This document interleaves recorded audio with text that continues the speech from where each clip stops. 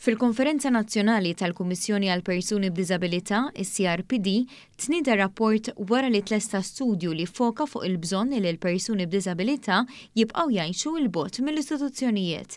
Ir-rapport jinkludi numru ta' intervisti ma' persuni b'diżabilità li jgħixu f'istituzzjonijiet u oħrajn li jgħixu fil-komunità. Hemm ukoll intervisti ma' professjonisti li jaħdmu fis-settur u oħrajn li jipprovdu s-servizz.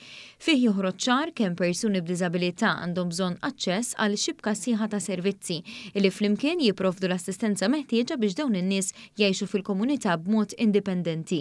Dan ir-rapport għandu jservi ta' bażi b'saħħitha l-implementazzjoni tal-Istrateġija Nazzjonali dwar id-Diżabilità e kif il-Kummissjoni qed taħdem biex il-ħruġ tal-persuni b'diżabilità mill-istituzzjonijiet jibqa' jingħata priorità.